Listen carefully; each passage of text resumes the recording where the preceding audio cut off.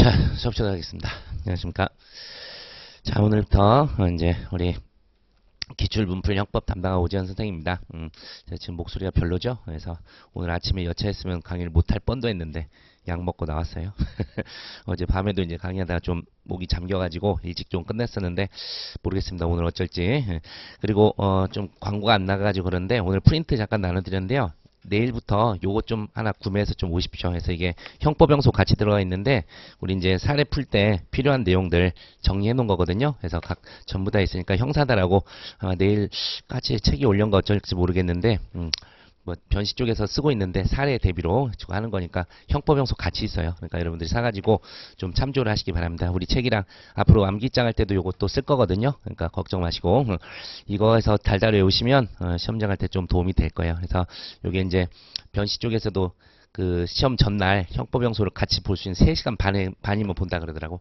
공부 좀 됐었을 때. 그러니까 여러분도 요 좀 해가지고 보시면 사례하는데 특화된 그 책이니까 좀 사서 하시면 될 것 같아요. 형사다입니다. 형사다. 줄임말. 자, 그래서 왜냐면 또 우리 책이 보니까 기출 쭉 보니까 조금 그 판례 표시도 안 되는 건 그렇다 치지만은 좀 부족하게 되는 것들이 꽤 있더라고. 그래서 좀 살펴봐야 될 것들이 있어가지고 말씀드린 겁니다.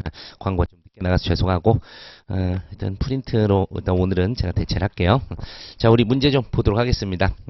2012년 문제인데 400페이지 가시면 역대 가장 그 일문이 성의 없이 된 문제. 정말 괴로운 문제예요. 쟁점 하나밖에 없는데 이걸 갖다 40점 쓰라 그런 거. 그래서 다시는 이렇게는 안 나올 겁니다. 자, 일단 보시면 길기도 길죠. 그러니까 문제 길이로 배점을 채운 것 같아. 갑은 모바일 시스템용 PDA 및 그와 관련된 소프트웨어 등을 택배회사 등에 공급하는 업체인 주식회사 마이엔진의 대표이사다. 그래서 을은 2009년 11월경 마이엔진에 입사 당시 회사 업무와 관련 컴퓨터 하드웨어 등 무단 사용하지 않을 것이며 업무 수행 중 발생하는 결과물로서 회사의 사업과 관련된 모든 사항에 대한 권한은 회사에 귀속된다는 내용의 서약서를 작성 마이엔진 대표이사 갑에게 제출합니다. 여러분 이렇게 모든 어떤 뭐 업무와 관련한 결과물을 회사에 귀속시키겠다라는 서약서를 쓰게 되면요. 이게 업무상 배임죄 주체가 됩니다. 업무상 배임죄 주체가 되는 거예요. 그래서 이제 그런 내용이 지금 좀 필요한 거예요.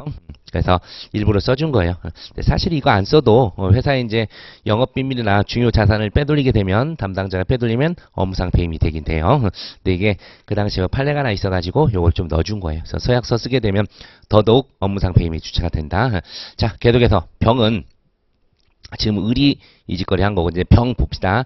위 마이엔진에서 시스템 사업부장으로 일하다가 12년 8월 9일경 퇴직을 합니다. 그리고 갑에게 알리지 아니한 채 마이엔진과 같은 사업을 목적으로 하는 어헤드원을 설립하게 되는 거죠. 자, 한편 을은 그 서약서 제출한 을은 마이엔진에서 병과 같은 부서에 근무했으나 갑에게는 병의 퇴직과 관계없이 마이엔진 계속 근무하겠다는 사실을 밝힙니다.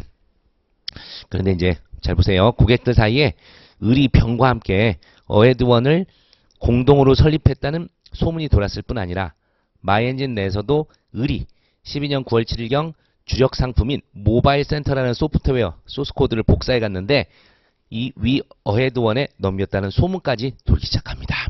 자, 이제 갑이 바빠지겠죠. 자, 병이 퇴직한 이후 을의 행동을 의심스럽게 지켜보던 갑은 그와 같은 소문을 전해 듣고 24일경 진위를 확인하기에 오랜 거래처인 택배회사를 방문. 담당자 면담한 결과 담당자로부터 을이 병과 함께 찾아와 자신들이 어헤드원을 공동으로 설립했고 마이엔진이 다른 업종 진출 후에 사업을 철수하게 했으며 기존의 사업은 어헤드원에게 양도하기로 했으니 이제 위 어헤드원과 계약해달라고 부탁. 을병과 어헤드원을 상대로 하는 이제 PDA 공급 계약을 체결했단 말을 전해 듣습니다. 자, 지금 뻥친 거죠. 이게 뒤에 나중에 저 뒤에서 이제 을과 병 관련해서 죄책이 또 나오는데 저 뒤쪽에 자, 을병 지금 무슨 짓 했어요? 지금 뻥쳤어요. 그래서 허위사실 유포를 통해서 뭐 한 겁니까? 지금 갑의 업무를 방해한 거예요. 갑의 업무를. 그래서 요것도 우선 체크해 주십시오. 나중에 이제 을병의 죄책에서 한번 나오게 될 거예요.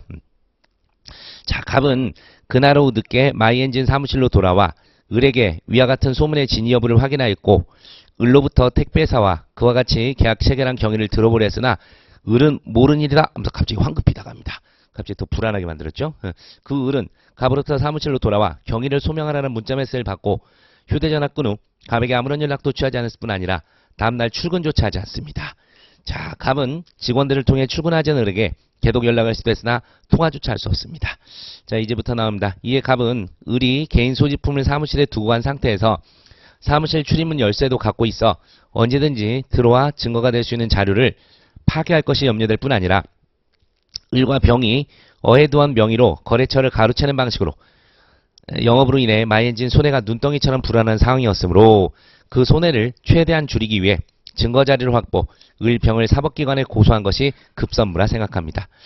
참, 문제와 상관없는 걸 엄청 길게 써놔가지고 그래야 갑은 2012년 9월 25일 16시경 직원들과 상의한 결과 을에게 업무용으로 지급한 컴퓨터 본체에 어해두원과 관련된 자료가 저장됐을 것이라 결론짓고 9월 25일 17시경 직원들에게 지시 을이 사용하던 컴퓨터를 켜보게 했으나 비번위 설정 더 이상 구동되지 않았다. 갑은 다시 컴퓨터에서 하드디스크를 분리한 후 다른 컴퓨터 연결 어해두원 단어로 검색했는데 위 택배회사에 어해두원 명의로 보낸 견적서, 계약서, 그 다음에 택배회사의 계약을 어해두원으로 빼돌리는 데 성공했다는 내용의 을병 사이의 메신저 대화 자료, 또 마이엔진의 다른 고객들에게 어해두원 명의로 보낸 견적서 파일이 포함된 이메일 송신 자료 등이 발견되었다. 자, 그러면 지금 을은 무슨 짓거리 한 거예요? 업무상 배임도 지금 한 겁니다. 업무상 배임. 예. 딱 봤을 때 지금 이게 영업비밀 관련된 그런 것들이잖아요. 그래서 이걸 빼돌렸기 때문에 서약서까지 쓴 인간이. 그래서 업무상 배임이 되고, 그러면 병은 어떻게 될까? 여기 가담한 병. 병은 이미 퇴사했죠. 갑의 아까 뭐였어요? 마이엔진. 거기서는 퇴사했고, 자, 그런데 이제 현재 을의 업무상 배임에 가담을 했잖아. 이게 어떤 거가 될까요, 여러분? 업무상 배임죄는 이중적 신문범입니다. 이중적 신문범. 그래서 타인 사무 처리자라는 배임죄 진정신문, 업무자라는 분인정신문, 공범과 신문 문제가 되는 거예요. 그래서 나중에 뒤에서 만날 겁니다. 그 얘기는.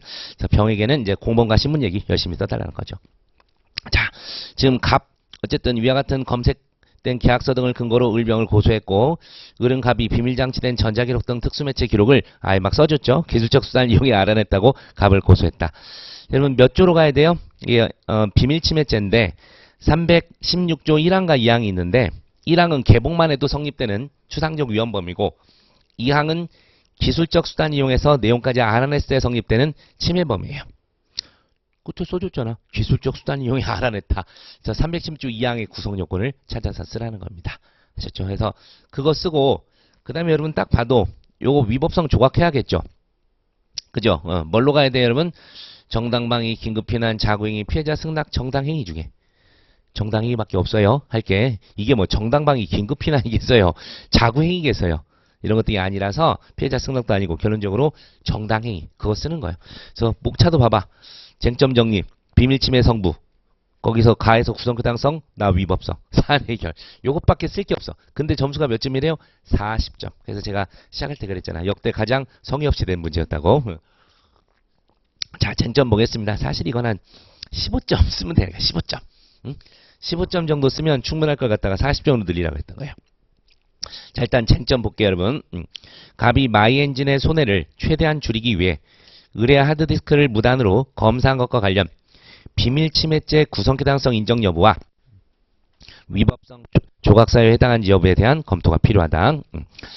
자, 그래서 이제 비밀침해죄 성부가 나오는데 이제 구성요건 해당성부터 검토를 해야겠죠. 항상 여러분 우리가 우리는 뭐 양하고 상관없으니까 다만 이제 빨리 못 쓰는 분들은 그런 노력을 하지 마시기 바라겠지만 다만에 좀 빨리 적을 수 있는 사람들은 꼭 구성요건을 쓰고 시작을 하세요. 그러니까 구성요건 조문 찾아서 이게 배점이 꼭 있거든요. 근데 이제 자기가 항상 그 시간 내에 잘 못 써. 그런 사람들은 이런 욕심 내지 말고 바로 그냥 구성요건 일일이 쓰지 말고 바로 그냥 3포 수업 들어가는 것이 방법이긴 합니다. 아셨죠? 우리는 워드로 치겠다는 얘기가 아직 없죠. 그래서 변호사 시험처럼 이제 올해부터 그게 바뀌어가지고 CBT에서 컴퓨터를 거 치는 거, 타자 쳐서 치는 거. 그러니까 시간에서 거기서 밀리질 않아요. 그쪽에서는. 대신에 양에서 이제 미치는 거야. 거기 양 제한이 있거든. 양 제한이 있어서 그 내에서 이제 써야 되니까. 참, 이런 걸로 바뀌었으면 얼마나 좋을까. 우리도 여러분 쓰는 것보다 이게 훨씬 낫잖아. 그죠? 하여튼 우리는 여전히 이제 손으로 쓰긴 쓰는데 우린 대신에 양 제한이 없으니까 빨리 쓰는 분들은 그냥 하늘에 감사해야 돼요. 빨리 쓰는 분들은 최대한 쓰세요. 뭐 관련돼 보이는 거 있으면 막 써. 마이너스는 사실상 안 줄 거야. 말도 안 되는 거에서 결론 잘못 내면 모를까? 그냥 관련돼 보이면 쓰면 점수는 줘요. 근데 다시 한번 얘기하지만 그 시간 내 그런 걸 쓸 수 있는 능력이 안 되는 분들은 그런 욕심은 버려야 돼요. 아셨죠? 그래서 더 요약해서 결론 정확히 맞출 수 있게 하는 게 맞습니다. 자, 그래서 구성요건 조문 얘기한 거예요. 여기서도 뭐 첫 번째 줄 필요도 없어요. 그냥 두 번째 2항을 써야지. 봉황기타, 비밀장치한 사람의 편지 문서, 도화, 전자기록 등 특수매체 기록을 기술적 수단을 이용 알아냄으로써 성립하는 범죄이다. 2항만 써주시기 바랍니다. 지금 1항을 다 써놨잖아. 그래서 2항만 쓰시기 바란다. 그 다음에 객체.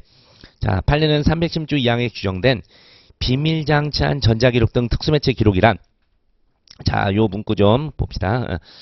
저기 뭐 권한 없는 사람이 기록에 접근한 것을 방지, 곤란하게 한 장치가 마련되어 있는 특수매체 기록을 말하는 것으로 이렇게 돼 있죠. 자, 딴 거는 건너뛰세요. 건너뛰시고 세 번째 줄 중간에서 비밀번호를 설정하여 둔 컴퓨터의 하드디스크 316조 2항에 정한 비밀장치한 전자기록에 해당한다. 요 말이 딱 들어갈 수 있도록 해주십시오. 그러니까 2항에서 이제 그래도 개념을 써야 되잖아요. 그래서 비밀장치한 전자기록 등 특수매체 기록, 요게 이제 문제가 된 건데, 권한 없는 사람이 기록에 접근한 것을 방지, 곤란하게 하게 한 장치가 마련되는 특수매체 기록을 말하는 것으로, 다다음 줄에 비밀번호를 설정해 둔 컴퓨터 하드디스크가 여기에 해당한다. 이런 식으로 써주시면 되겠습니다. 그리고 뒤에 가면 우리가 이제 어쩔 수 없이 학설이 좀 잠깐 나오는 것도 있긴 있습니다. 뭐 위전차 같은 데서 어쩔 수 없이 학설 써야 되지만, 근데 이제 우리 법원직의 특징이 학설 그렇게 중시하잖아요. 문제 자체도 지금 여기는 아무 얘기 없는데 뒤에 가서 이제 보시면요, 판례 따라 결론을 내리래. 그리고 견해들이 있으면 다수견에 따라가고, 그러니까 판례 다수견, 아셨죠? 그런 식으로 한정을 하기 때문에 이론을 굳이 많이 쓸 필요 없어요. 그러니까 막 이론을 욕심내는 분들이 있는데, 이제 변시나 이런 쪽에서는 필요할지 몰라도 거기서도 사실은 그렇게 강조는 안 합니다. 실무가들이 들어와서. 그런데 어쨌든 여러분들이요, 요런 판례들 이런 걸 잘 외우시라고. 그런 것들 딱 정리해 놓은 게 뭐 여기 있어요. 여기고 판례도 저기 보시면 제가 이제 밑줄 같은 것도 막 쳐드렸거든. 그래서 이제 밑줄하고 이제 굵은 글씨 위주로 좀 외워두시길 바랍니다. 그래서 이게 제 책이 아니라서 좀 아쉬운데, 제 책 같으면 이게 밑줄이 다 그어져 있을 거거든. 써야 될 말이. 자, 어쨌든 넘어가시고 사례 검토 갑니다. 이제 구성요건 포섭을 해야죠. 을이 사용하던 비밀번호가 설정된 컴퓨터 하드디스크는 비밀장치한 전자기록 등 특수매체 기록에 해당하고요. 이를 분리하여 다른 컴퓨터 연결 검색을 통해 발견한 내용을 발견한 것은, 연결한 후 내용을 발견한 것은 기술적 수단을 통해 내용을 알아내는 경우 맞습니다. 또는 기술적 수단을 이용하여, 조문대로. 그래서 비밀침해죄 구성괴당성 충족한다. 또는 비밀침해죄 구성괴당성이 인정된다. 이런 식으로 가시면 돼요. 자, 넘어갑시다. 그 다음에 이제 위법성입니다. 그리고 이제 높아심에서 얘기하는데, 우리가 이제 위법성이나 책임 관련된 쟁점이 나올 때 여러분들이 갑자기 눈이 뒤집혀가지고 바로 막 그 쟁점을 쓰는 경우가 있어요. 제대로 한 거예요? 항상 구성요건부터 검토하고 가라니까. 아셨죠? 그래서 여러분이 막 특히 막 원장이 나왔다라던가, 뒤에 가면 원장이 나온 적도 있긴 있어요. 또는 뭐 책임 관련해가지고 뭐 기대 가능성, 기타 뭐 이런 것들 나왔을 때 갑자기 막 눈이 돌아갑니다. 내가 본 게 나왔는데 하면서 구성요건부터 쓰시라고. 아셨어요? 구성요건 안 쓰고 가면 이게 말이 안 되잖아요. 우리는 범죄 성립요건에서 맨 처음이 구성요건 해당성, 위법성 책임이었잖아요. 이해하셨죠? 그래서 그런 날림공사하지 않도록 조심하시기 바랍니다. 자, 위법성 가볼게요. 갑이 의뢰하드디스크를 무단 검사한 것이 20조의 정당행위에 해당해서 위법성이 조각되는지, 이겁니다. 그래서 이제 정당행위 관련해서 정당행위 하면 요건 세부적으로 5가지죠. 5가지. 그것 좀 이제 써주시면 돼요. 앞에서 뭐 사회상규에 위배되는 행위, 이것도 외우시면 좋죠. 법질서 전체 정신이나 배후에 놓여 있는 사회윤리, 사회통념에 비추어 용인될 수 있는 행위, 이런 것 좀 외우십시다. 법질서 전체 정신이나 그 배후에 놓여 있는 사회윤리 내지 사회통념에 비추어 용인될 수 있는 행위. 아셨죠? 이렇게 외우시고, 그 다음에 이제 지금 같을 때 쓰는 거예요. 지금처럼 쓸 것도 없어 죽겠는데 배점은 드럽게 많을 때, 이럴 때 이제 우리 아시잖아. 목적이나 동기정당, 수단방법 상당, 법익균형, 최소침해가 뭘로 나눠져 여러분? 긴급보충성으로 나눠져 있잖아. 아셨죠? 이런 걸 한번 써주시면 이제 되는 거예요. 양치우기, 양치우기. 그래서 동기나 목적의 정당, 행위 수단이나 방법의 상당, 보호법익과 침해법익의 법익균형성, 그리고 마지막 긴급성 내지 보충성 또는 긴급성, 보충성 요건을 갖춰야 된다. 이런 식으로 판례입니다. 판례. 예. 그렇게 하시고 우린 다행히 이제 객관식을 안 보니까 근데 이 동네 최근 쓰는 판례 중에 객관식 대비 판례가 사실 나와 있긴 해요. 이 5가지 관련해서. 네, 요 정도 하시면 되겠고요. 자, 그래서 이제 사항 검토 한번 가보겠습니다. 이제 우리 사실관계 있는 용어 등을 좀 끄집어서 오는 수밖에 없는데 어쨌든 회사 직원이 회사 이익을 빼돌린다 소문을 확인할 목적으로 비밀번호 설정한 비밀장치한 전자기록인 피해자가 사용하던 개인용 컴퓨터 하드디스크를 떼어내요. 다른 컴퓨터에 연결. 자, 다른 거 확인한 것도 아니죠. 의심이 드는 단어로 파일을 검색, 메신저 대화 내용, 이메일 등을 출력한 경우 이거 판례 그대로 이제 나와 있는 거죠. 자, 거기까지 쓰시고 이제 어떻게 할 거냐면 밑에서 세 번째 줄부터 가보세요. 그렇게 출력한 경우까지 하시고 밑에 세 번째 줄 피고인의 그러한 행위는 사회통념상 허용될 수 있는 상당성 있는 행위로서 형법 20조 정당행위에 해당한다고 판시한 바 있다. 이렇게 딱 쓰시면 되는 거예요. 근데 만약에 이 판례를 쓰기 싫으면 우리가 아까 그 앞에서 목적의 정당성 같은 거 했잖아요. 이제 쓰면 되는 거예요. 우리가. 그래서 뭐였죠? 당연히 회사 비밀을 빼돌린다는 것을 확인하기 위해서 이런 행위를 했기 때문에 목적이나 동기 정당하고 수단 방법도 어떻게 되는 거죠? 다른 거 확인한 것도 아니잖아. 의심이 드는 단어로 그분만 확인했어. 그리고 또 뭐다? 지금 이거는 이로 인해서 회사의 이익을 지키는 것이 개인의 사생활의 비밀 침해하는 것보다 더 우월하죠. 법익균형성도 있는 거예요. 그리고 지금 연락도 안 되는 상황이기 때문에 긴급성도 있고 그리고 이거 외에 다른 수단이 없죠. 보충성도 갖추었다. 이런 식으로 포섭을 해도 되는 거고. 아시겠어요? 그래서 제가 아까 동기나 목적의 정당 이거 우리는 헌법에서도 과잉금지원칙 열심히 썼잖아. 그것처럼 사안 그대로 놓고 여러분이 대충 포섭을 해도 충분합니다. 아셨죠? 그래서 여기서 이제 판례가 있으니까 이제 해설하는 사람도 판례 그대로 트랙에서 놓긴 했는데 판례도 쓸 거면은 제가 말씀드린 그 정도까지만 쓰시면 충분합니다. 어쨌든 이런 거 없더라도 목적이나 동기의 정당 이런 것 등을 스스로 포섭할 수 있게 연습 좀 해보시기 바랍니다. 그리고 여러분들이 이제 복습할 때 뭐 하실 거냐면 한번 스스로 써보세요, 여러분. 이게 우리 사례에서는 써보는 게 최고라니까. 아무리 막 눈으로 100만 번을 봐도요. 한 3번 쓴 사람 못 이겨요. 이게 눈으로 보면 막 잘 외워지죠. 쓰다 보면 자꾸 생각이 안 나요. 그래서 계속 써보는 게 최선입니다. 그리고 이제 우리가 모의고사가 됐건 뭐가 됐건 여러분 이걸 썼던 게 한번 시험에 나오잖아요. 근거 없는 자신감이 생긴다니까. 나 이거 썼었는데. 그리고 썼을 때 그 뭐랄까요. 느낌이 손끝에서 느껴져요. 그래가지고 막 나옵니다. 네, 대신에 우리는 제일 잘 써야 되는 게 뭐라고? 관련 판례. 판례. 그래서 외우시라고. 그래서 제가 이 자료 만들어 드린 거니까 책 구매해서 열심히 좀 하시고 오늘도 프린트해서 이제 뒤에 가서 나오긴 할 건데 계속 이거 반복해서 암기하는 거야. 그리고 여러분이 여차하면 요거 하면서도 계속 스스로 하루에 몇 페이지씩이라도 써보세요. 알겠죠? 요 내용 가지고서 이게 각 쟁점에서 다 나올 수 있는 거기 때문에 꼭 연습을 해보시기 바랍니다. 자, 사안 해결. 어쨌든 가백이는 316조 2항의 비밀침해죄 구성해당성이 인정되지만 20조 정당행위로 위법성이 조각 무죄이다. 가시고 자, 그 다음에 책임 관련해서 이제 또 옆에 한번 가보겠습니다. 이게 진도별이다 보니까 이렇게 가네. 자, 1번 직장 미혼녀 성인 갑은 대학 동기인 여자친구들과 오피스텔에서 동거하고 있었다. 갑은 최근 오피스텔에 누군가 갑을 몰래 들어왔다 갔다는 의심을 하고 있었다. 어느 날 을은 갑에게 1박 2일 여행 간다며 나갔고 갑은 그날 밤늦게 귀가하여 뭔가 오피스텔에 자려고 하는데 갑자기 누군가 도어락 비밀번호를 누르는 소리를 듣게 됩니다. 안 그래도 지금 뭐 누가 몰래 왔다 갔다는 그 말을 듣고 의심을 하고 있었는데 갑은 순간 강도라고 생각, 강도를 기절시키기 위해 문을 열고 들어오는 사람에게 전기 충격기로 충격을 가하여 기절시켰다. 자, 여기까지 어떤 구성 요건이에요? 항상 제가 구성 요건부터 쓰라 그랬잖아.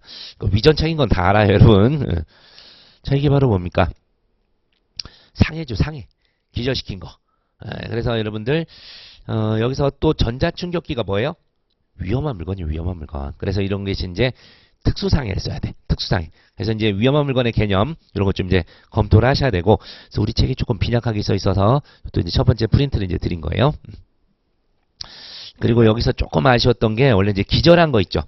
그러니까 외부적 상처 없이 기절했었을 때 이때도 이제 상해에 해당하는지 이제 그런 것도 우리 판례가 있잖아. 오랜 시간 동안에 뭐 폭행과 협박을 이기지 못하여 기절했다가 어떻게 된 거죠? 구급차 안에서 깨어난 경우 그 사례가 있어요. 그래서 외부적으로 아무 상처가 없더라도 상해에 해당한다. 생리적 기능 훼손. 예, 그런 판례도 써주시면 좋은데 그것까지는 제가 안 갖고 왔네. 원래 그것도 영사대에 있는데 그것까지는 제가 프린트를 안 해드렸어. 그러니까 여러분이 사례를 딱 보면서 끄집어내는 걸 하셔야 돼요. 그러니까 원래 지금 앞에 1번 문제 앞에서 봤던 12년 문제는요. 제가 그랬죠. 쓸데없는 거 써놨다고. 원래 한 단락을 읽을 때마다 써야 될 내용들이 꽤 나오게 돼 있어요. 아셨죠? 그래서 지금 여기서도 한 단락에서 지금 이제 위전착이 됐는데 구성 요건이 뭐다? 특수상해. 아셨죠? 그래서 이제 여기서 위험한 물건인 전자충격기 써야 되고 그 다음에 기절한 거 상해에 당하는 것도 써줬어야 돼요. 근데 여기서는 이게 좀 누락됐는데 그걸 좀 얘기해 드립니다. 자, 계속해서 보세요.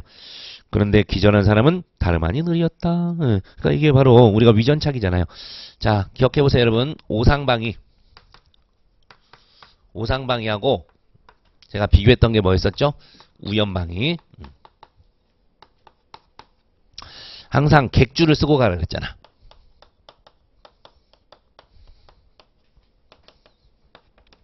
객관적 정당화 상황,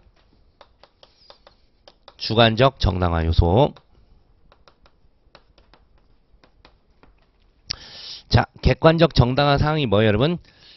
현재 부당한 침해, 현재 부당한 침해 이거고. 이건 방위의사죠? 방위의사. 자, 오상방위는 어떤 경우예요? 현재 부당한 침해 없잖아. 근데 자기는 있다고 생각하고 방위사로 나간 거. 이쪽이고. 우연방위는 거꾸로예요, 거꾸로. 우연히 정당방위였다고. 현재 부당한 침해가 있었어. 근데 얘는 방위의사가 없었던 경우. 이런 겁니다. 그래서 이게 순식간에 헷갈릴 때도 있다니까. 그래서 항상 사례 풀 때도 쓰고 시작하세요. 객주 딱 놓고 가만히 있어보자. 이게 위전착 문제, 오상방위 문제인지 우연방위 문제인지 이거를 차분히 좀 보고 시작을 하시라.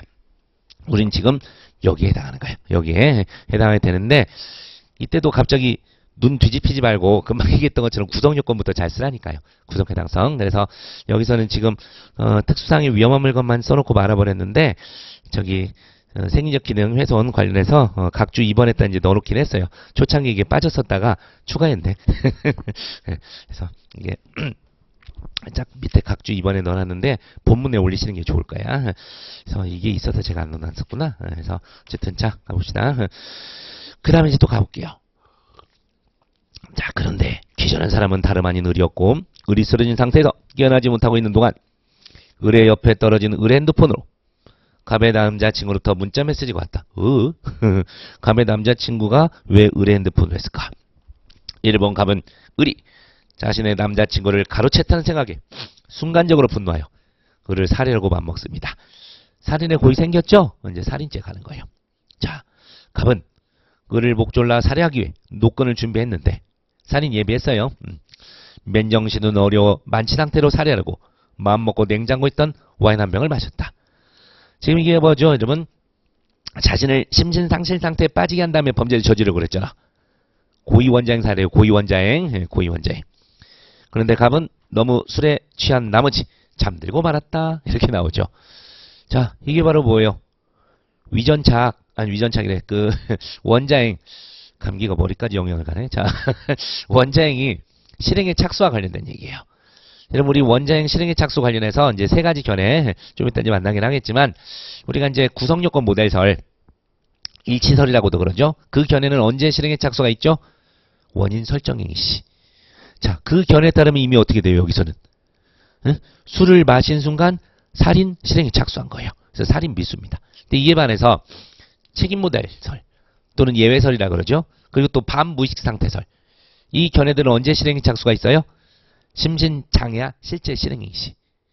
자, 그러니까 아직 이 상태에서는 실제 실행이 나갔어 안 나갔어? 안 나갔죠. 그러니까 노건만 준비한 것은 살인 예비 단계에 그치게 되는 거예요. 요렇게 달라지게 됩니다. 아셨죠? 그렇게 좀 기억하시고, 자, 이제 한번 가봅니다. 설문 1. 자, 1번 갑이 전자충격기로 을을 기절시키는 행위 이렇게 나오는데 사실 여러분 요것보다 그냥 앞에서 쟁점 정리를 하나 쓰고 시작하신 것도 좋아요. 앞에서는 쟁점 정리하듯 여기서 또 안 해놨는데 쟁점 정리해가지고 어떻게 하시는 게 좋다?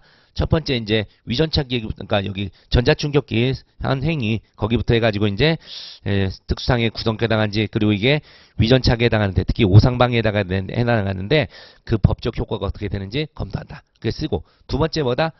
갑이 을을 살해하기에 노끈을 준비하고 와인을 마시다가 잠이 드는 행위에 대해서는 특히 책임 능력과 관련 이렇게 쓰는 거야. 책임 능력과 관련 살인죄 실행의 착수가 원인에서 작용에 관련해서 검토돼야 된다. 이런 식으로 쓰는 거죠. 아셨죠? 그래서 미리 쟁점을 쓰고 들어가는 것도 방법이고 이게 제가 딱 보니까 느낌이 동일인이 작성한 게 아니구나. 이게 이제 사람마다 패턴이 있거든요. 그래서 보면은 또 뒤에 가면 또 쟁점 정의가 있잖아. 그러니까 여기 쓴 사람은 요거 지금 19년에 해설 단 사람 그리고 20년 뭐 연달아 같은 것 같은데 쟁점 정의를 안 쓴 거 보니까 사람들이 달라. 이게 사람마다 다르거든요. 어떤 사람들은 쟁점 정의 안 쓰고 시작하는 사람이 있고 어떤 사람은 꼭 쓰고 시작하는 사람이 있어. 근데 제가 얘기했죠. 자기가 그 쓸데없이 만연체가 아닌 사람 그런 사람은 쟁점 정의 쓰세요. 요약 잘하거든. 스스로 생각해도. 근데 자기는 꼭 요약하라 그러면 사실관계를 막 계속 몽땅 쓰는 사람이 있어. 절대 쓰지 마세요. 쟁점 정리를 가분수를 만든다니까 시계에서 한 15점밖에 안 되는데 또 한 20점밖에 안 되는 질문을 갖다가 막 쟁점 정리 이만큼 쓰는 사람이 있다고. 안 고쳐지는 사람 쓰지 마세요.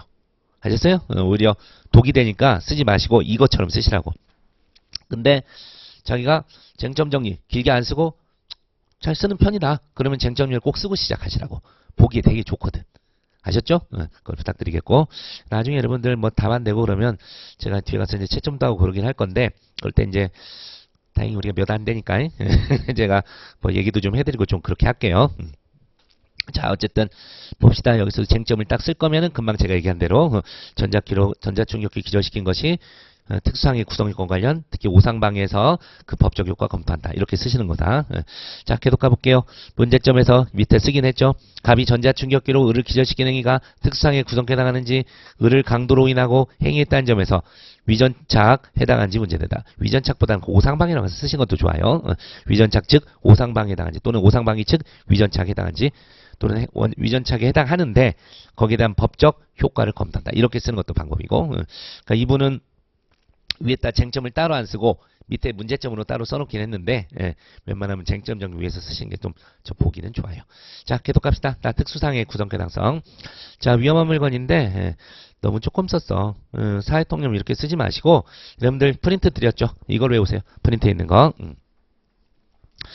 자 판례는 제가 세 가지 예전부터 외우라 그랬었잖아. 어떤 물건이 위험한 물건인지 여부는 물건의 객관적 성질일 뿐 아니라 사용 방법을 종합하여 두 개 같이 쓰는 거예요. 사회통념에 비추어 살상의 위험을 느낄 수 있으라고 인정되는 물건인가에 따라 이를 판단할 것이다. 됐죠? 언더라인 기억하십시오. 객관적 성질, 사용 방법을 종합, 사회통념에 비추어 살상의 위험을 느낄 수 있으라고 인정되는 물건. 외우세요. 자 그러면서 밑에 판례는 지금은 안 써도 되는데 나중에 이제 자동차 같은 거 있죠. 자동차로 쳤거나 오토바이로 쳤거나 이런 거 할 때 그때 이제 요 판례 잠깐 쓰고 휴대도 쓰는 거야. 휴대. 판례는 여러분 이거 뭐 써도 되고 안 써도 되고 상관없어요. 그래서 견인료 납부 요구하는 관리직원 승용차 범퍼 부분으로 들이받은 경우 그 승용차는 위험한 물건에 해당한다고 판시한 바 있다. 이렇게 하시면 되겠고 휴대 개념 기본강의 때 배웠죠. 소지뿐 아니라 널리 이용까지 들어갑니다. 그래서 판례는 휴대하라는 말은 소지뿐 아니라 널리 이용한다는 뜻도 포함한다. 해서 광의설의 입장입니다.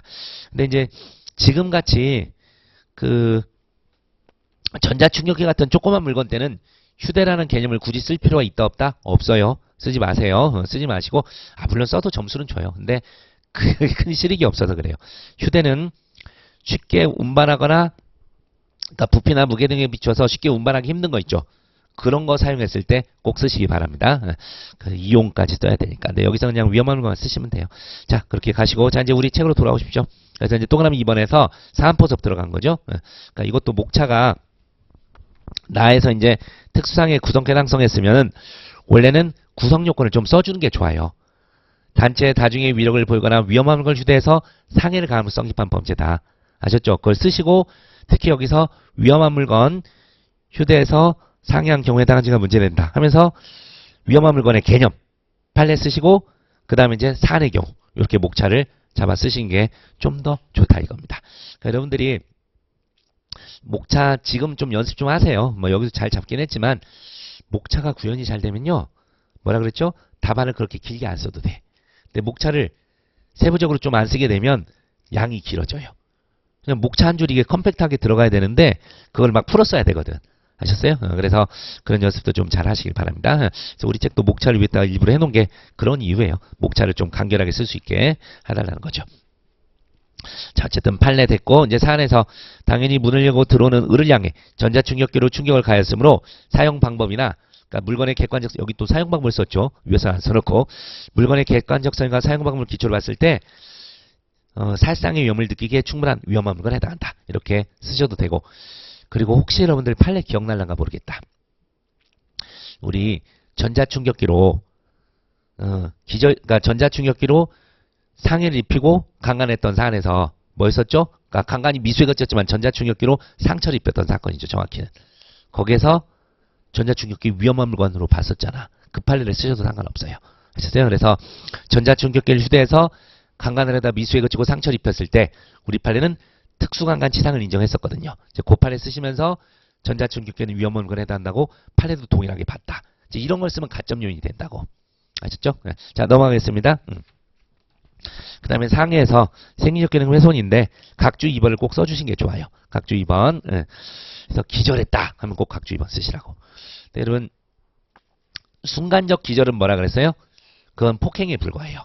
그러니까 우리가 지나가다가 공 맞아가지고 별 보이는 거 있잖아. 또는 지나가다가 부딪혀서 잠깐 주저앉았다 일어나는 거. 이런 것들은 폭행입니다. 근데 그런 건 살해 잘 안 될 거야. 걱정 마시고 좀 시간적 간격이 있는 기절 같은 경우에 상해일 때 꼭 요 판례를 쓰세요. 밑에 있죠? 오랜 시간 동안에 협박과 폭행을 이기지 못하고 실신하여 범인들이 불러온 구급차 안에서야 정신을 차리게 되었다면 외부적으로 어떤 상처가 발생하지 않았다 하더라도 생리적 기능에 훼손을 입어 신체에 대한 상해가 있었다. 이런 식으로. 자, 이제 웬만하면 그대로 써주시면 좋겠지만 뭐 조사 같은 게 잘 안 외워지면 좀 바꿔서 써도 돼요. 두 줄 그대로 연습해서 외워두시기 바랍니다. 자, 이제 상해까지 됐네. 소결. 자, 가위 전자충격기를 기절시키는 행위는 위험 물건 하지만 위험한 물건을 휴대하여 상해한 것으로 특수상해 구성 요건에 해당한다. 위험 물건이야. 위험한 물건이지. 용어에 좀 잘 쓰십시오. 위험한 물건으로 가시고. 자, 그 다음에 이제 위전착 이렇게 해놨는데 이제 오상방해에 대한 법적 효과 하셔도 되고 위전착 법적 효과 그렇게 써주셔도 됩니다. 근데 이거를 위법성이나 책임 어떻게 타이틀 안 잡고 교묘하게 잘 쓴 거예요. 왜냐하면 여러분 우리 판례는 위전착의 효과를 어떻게 하죠? 착오에 정당한 이유가 있으면 위법성 조각식이나 그러거든. 근데 원래대로 하면 이 위전착은 어디에 있어요 여러분? 책임에 있어요. 책임에. 우리가 책임이 보세요. 아이고.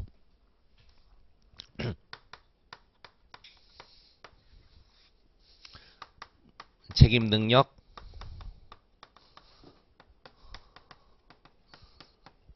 위법성 인식 기대 가능성 구성요건 고의과실의 대립에서 책임고의 책임과실 이렇게 돼 있거든요. 그래서 위전착은 사실은 요 동네와 관련된 거예요. 요 동네. 됐어요? 그래서 이제 요거에 대해서 이제 그래서 금지착오 설도 있잖아. 그냥 금지착오처럼 해결하는 경우도 있지만 여하튼 요 책임과 관련된 내용이야. 근데 우리 판례가 희한하게 그 법적 효과를 위법성 조각이라 그래가지고 아주 좀 애매하게 가는 겁니다. 근데 사실 판례는 그 위전착을 갖다가 그냥 뭐랄까 그냥 정당방위 자체를 인정하냐 마냐 이런 식으로 이제 좀 가게 되는 거야. 오상방위를. 그래서 좀 이제 학설과는 좀 다르게 가는 건데 어쨌든 원래는 책임 쪽에 보통 넣어요. 근데 이제 애매하니까 이렇게 타이틀에서 위법성이나 책임이라고 안 쓰고 바로 위전착 이렇게 갔던 겁니다. 아셨죠? 그러니까 위전착 법적 효과 쓰시고 가시면 돼요. 자, 위전착은 위법성이 조각되기 위한 객관적 전제 사실이 없음에도 이를 있다고 오인하고 방위사로 행위한 경우를 말한다. 그래서 사안에서 갑은 을을 강도로 오인하고 이를 방해하게 한 의사를 행위하였으므로 갑의 착오는 위전착, 특히 오상방해에 해당한다. 이런 식으로 가시면 돼요. 그래서 이제 뭐 객관적 전제사실 뭐 쓰든지 여기 칠판에 있는 것처럼 이렇게 가셔도 돼요, 여러분. 객관적 정당한 상황이 존재하지 않는데도 존재한다고 오인하고 주관적 정당한 요소를 가지고 나간 경우를 의미한다. 이렇게 가셔도 충분합니다. 자, 그리고 학설을 이렇게 쓰는 건 제가 제일 싫어하는데, 자, 여러분들 보세요. 프린트 펴보세요. 1페이지. 자, 위전착을 쓸 때, 근데 사실 우리 시험에서 위전착 거의 안 내거든요. 이 19년 때 문제가 되게 특이한 문제야. 원래 학설 잘 안 내요. 근데 위전착도 내고 원쟁까지 낸 거야. 그래서 역대 가장 희한했던 문제예요. 그래서 원래 우리 법원직렬에서는 이런 이론 많이 나오는 거, 그런 걸 잘 안 내거든요. 그래서 매우 특이했던 애였다는 걸 미리 얘기해드리고, 자, 위전착 보시면, 자, 순서를 이렇게 지켜주셔야 돼. 엄격 고의설, 제한적 고의설, 소극적 구성권 표지론, 엄격 책임설, 그 다음에 구성요건 착오 유추적용설, 법효과 제한적 책임설. 이게 여러분, 고조선, 삼국시대 이 순서야. 근데 갑자기 고조선 이전에 뭐 고려를 쓰면 이게 돼요? 안 맞죠? 그래서 제가 이렇게 쓰시라고 말씀드리는 거예요. 학설 순서대로. 그래서 우리 책에서는 막 갑자기 소극적 구성을 표준음부터 막 쓰고 막 어이없는 상황이 벌어졌는데, 그 뭐 고의가 조각된다, 이렇게 가지 마요. 자, 최대한 여러분 학설 보시고, 제가 가장 짧게 만들어 드린 거예요. 그래서 이제 공부 좀 한 분들은 이게 이제 이해가 될 거고, 안 되는 분들은 일단 외우세요, 여러분. 자, 위법성의 현실적 인식이 없어 고의가 조각된다는 엄격 고의설. 참고로 엄격 고의설은요, 지금 요새 말하는 우리 구성요건적 고의, 그거를요, 책임에 따라 썼어, 책임에. 그리고 책임의 내용 중에 위법성의 인식과 객관적 구성요건 요소에 대한 인식이 같이 들어가 있었어요. 그래서 이런 얘기를 하게 됩니다.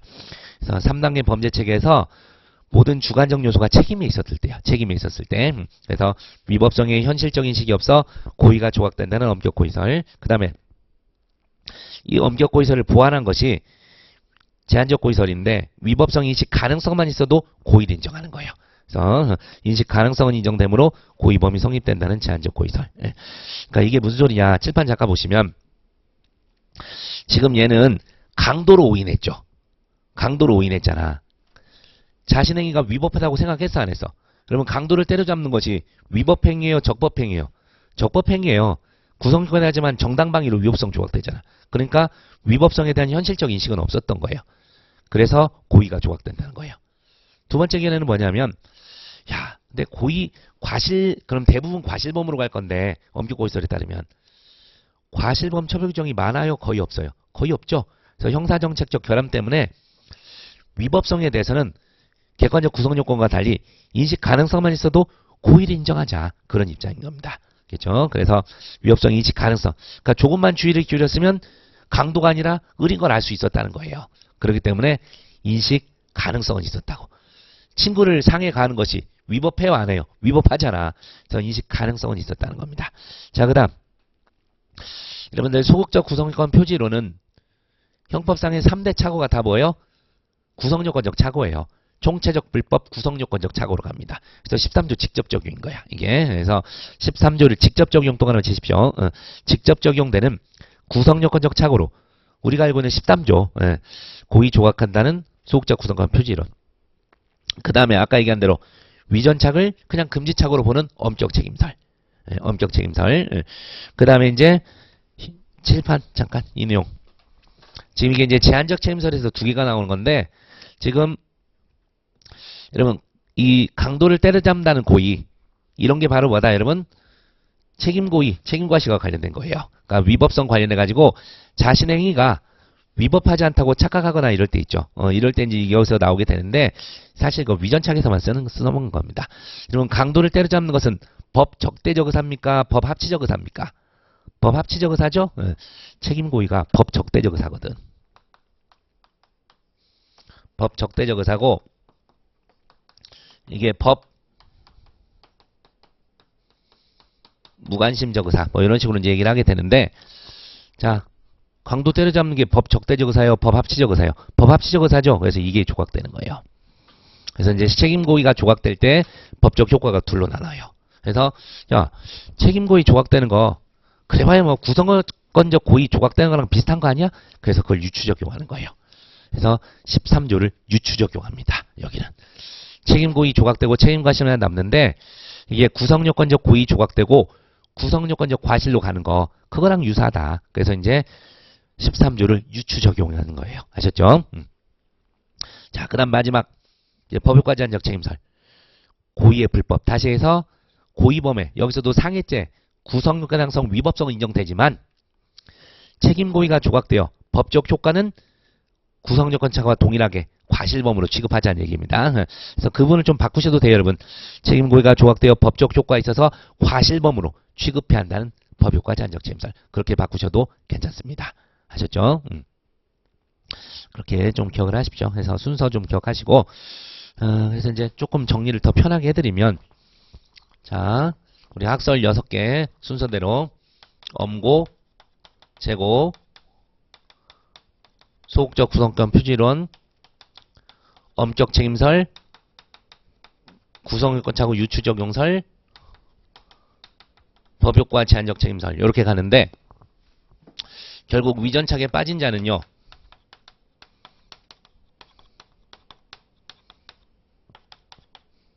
이렇게 외우시면 돼요.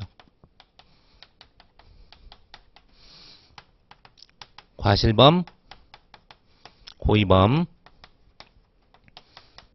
과실범, 고의범, 과실범, 과실범이에요. 주의하실 게 얘는 얘까지 인정하고 와요. 법역과 제한적 책임설은 고의범의 구성해당성 위법성까지 인정하고 시작합니다. 법적 효과만 과실범으로 되는 거예요. 예. 그래서 이제 이게 왜 나오냐면 배우가 남자. 얘를 위전착에 빠뜨린 자 있잖아요. 그래서 강도가 아닌데 야, 저는 강도인 것 같아. 네가 이단협착기로 먼저 까버려. 이렇게 해서 이 위전착에 빠뜨린 자. 요놈 책임 문제 되는데 자, 과실범으로 처벌된 자를 이용했어요. 뭐가 돼요? 간접정범. 이제 얘기하셔야죠. 교사범. 간접정범, 교사범, 간접정범. 근데 마지막이 문제예요. 마지막이. 자, 요것도 있지만 요것도 있잖아. 우리 제한적 종속 형식상 뭐도 가능해요? 교사범도 가능해요. 그래서 교사범 또는 간접정범. 여긴 둘 다 돼요. 그래서 우리 기본 강의 배울 때 생각한 거 기억해 보세요. 간접정범과 교사범이 동시에 성립할 수 있을 때 뭐부터 판단하죠? 정범 개념 우위성에 따라 간접정범부터 판단해요. 그래서 의사지배가 인정되면 간접정범, 안 되면 교사범 이렇게 갑니다. 근데 대부분의 경우는요. 사례에서 요걸로 가면 돼. 얘 의사대로 얘가 착오에 빠진 거거든. 그래가지고 간접정범으로 가시는 게 더 맞습니다. 사례에서는. 그래서 이거 순서를 기억하시고 그러니까 여러분이 나중에 아니 외워도 이게 안 외워져. 여러분 이제 2차 준비만 하다 보니까 이제 요 부분은 이제 모르는 사람들 있잖아요. 그러면 저렇게 그냥 결론만 쓰셔도 돼요. 엄격 고의설 순서는 지키시고. 그래서 위전착에 빠진 자, 과실범으로 처벌한 엄격 고의설, 고의범으로 가는 제한적 고의설, 또 뭐 소극적 구성표질 있잖아요. 이런 식으로 쭉 가셔도 상관없습니다. 자, 어쨌든 최대한 이거 이해하면서 외워보시고 이거 이렇게 써주면 점수 되게 잘 받을 거야. 네, 설령 이걸 못 쓰고 각 학설 이름 쓰고 결론만 써도 점수는 어느 정도는 줄 겁니다. 우리 쪽에서. 자, 그리고 판례는 별표하셔야죠. 요거 못 쓰면 점수 안 받는 거예요.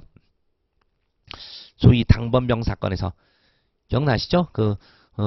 중대장 마누라 그 우산 그거에서 나갔던 거 새벽에. 자, 당번병의 관사의 탈행위는 중대장의 직접적 허가를 받지 아니했다 하더라도 당번병으로서 임무 범인에 속한 일로 오인하고 한 행위로서 오인의 정당한 이유가 있어 위법성이 없다. 이렇게 갑니다. 그래서 우리 착오에 정당한 이유가 있으면 위법성을 조각한다고 판시한 바 있다.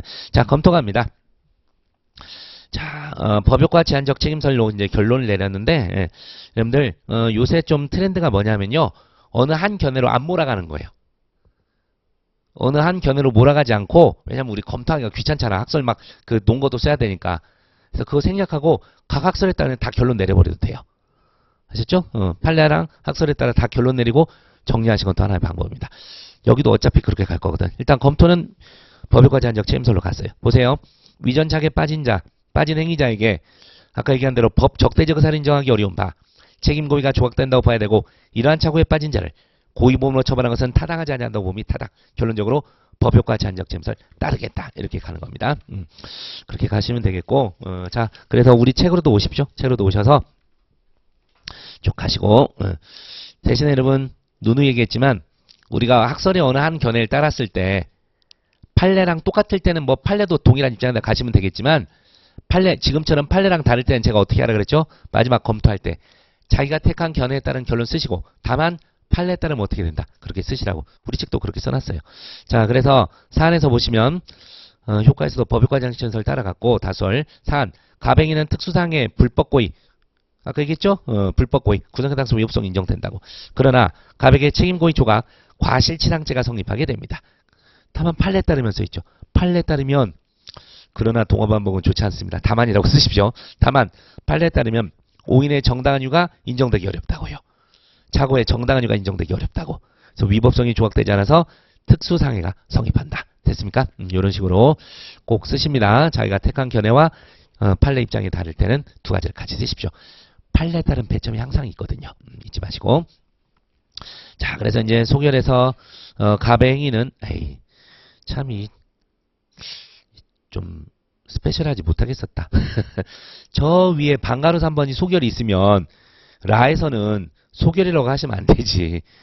소결론이라고 쓰든지. 그렇죠? 아니면 뭐 사안의 경우 이렇게 쓰시든지. 이해됐죠? 그래서 목차는 좀 겹치지 않게 쓰십시오.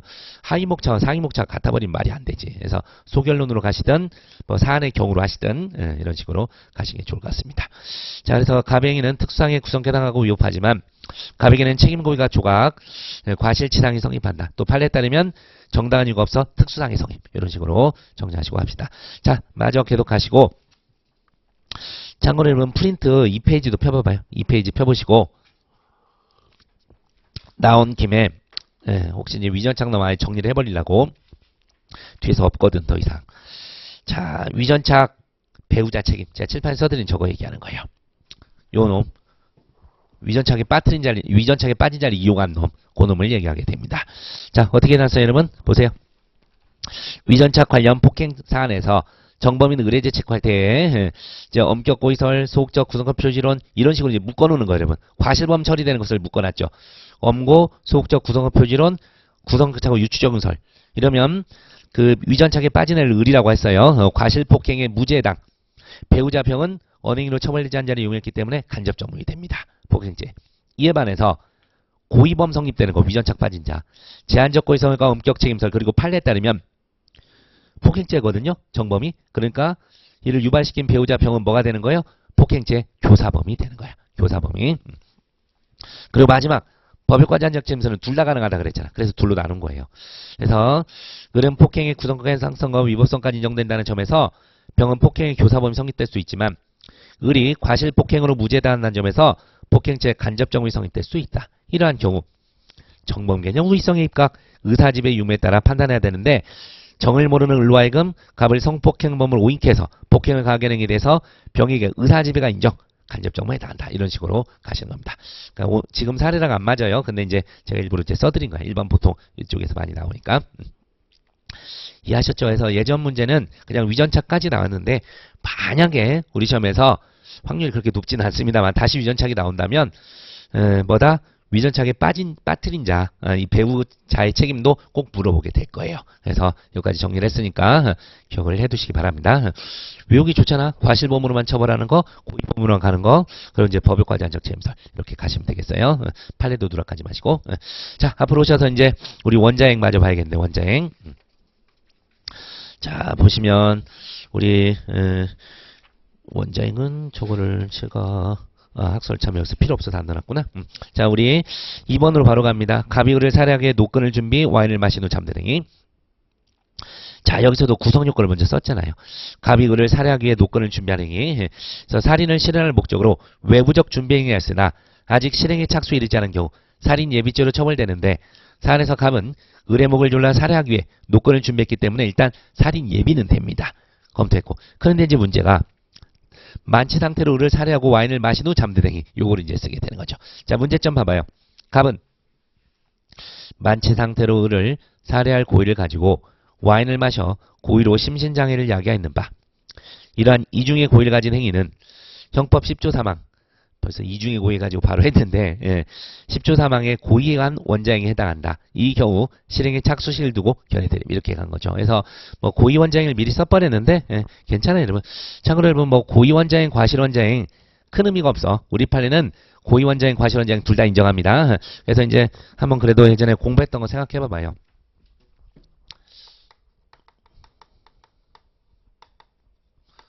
원인 설정행위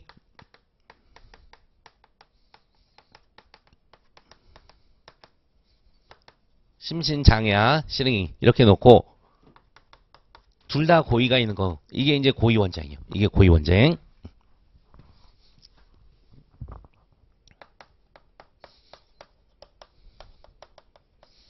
그리고 둘 중에 하나만 과실이 있어도 과실 원자행입니다.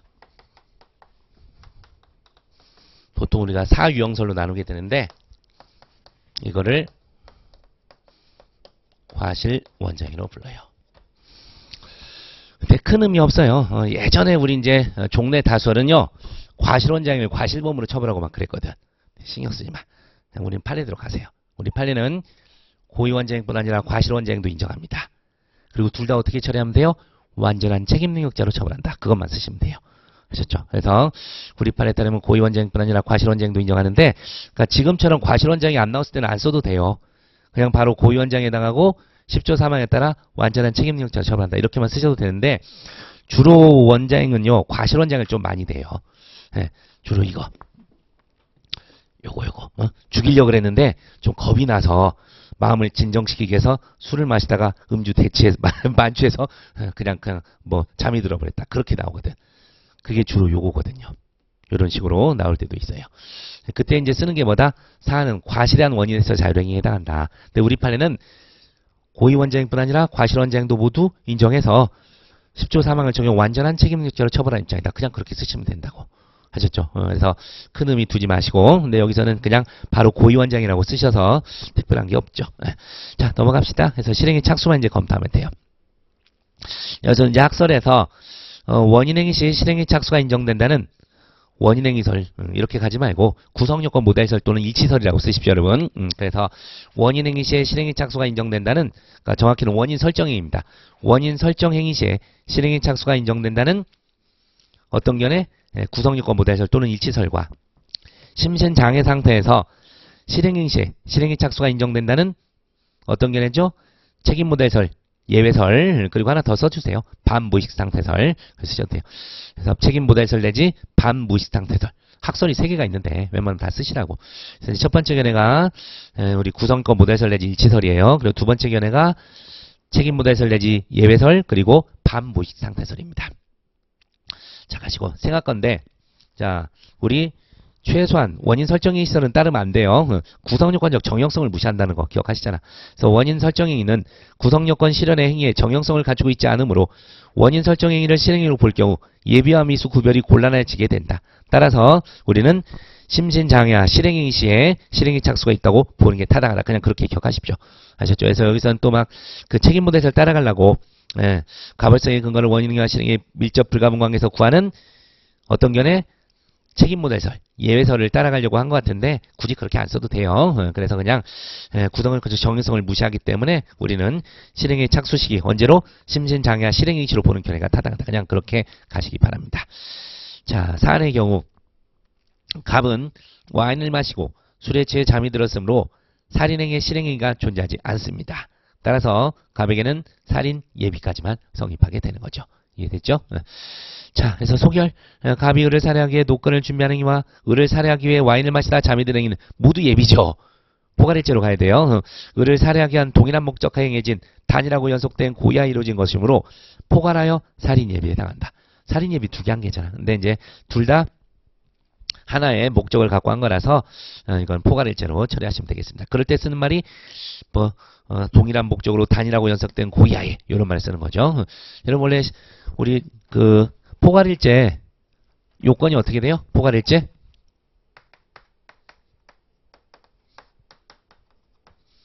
요거 뭐 FM대로 쓰시고 가셔도 돼요. 시가 뭐예요? 시간적, 장소적, 연관성인데 근접성 쓰시는 게 좋겠다. 근접성. 그 다음 범위의 단일성 내지 동일성. 그 다음 피해자 및 피해법익 동일성. 그 마지막이 행위 태양의 동일성 내지 동종성입니다. 동일성 내지 동종성. 이게 포괄입제 요건이에요. 시범 피행. 지금도 시간적으로 근접한 상황이잖아요. 그죠? 노건 준비하고 바로 이어서 저걸 죽여바로 와인 먹다가 뻗어버렸으니까.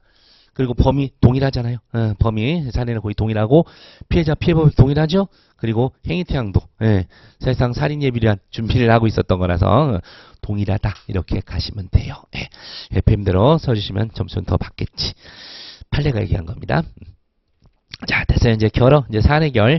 을에게는 갑에게는 을에 대한 과실치상죄와 살인 예비가 성립하고, 자, 실경이 된다 하는데, 그냥 밑도 끝도 없이 실경하지 말고, 이럴 때 쓰는 말이 뭐죠, 여러분? 뭐 행위 태양이 달라, 보호법익이 달라, 이런 식으로 가셔도 돼요.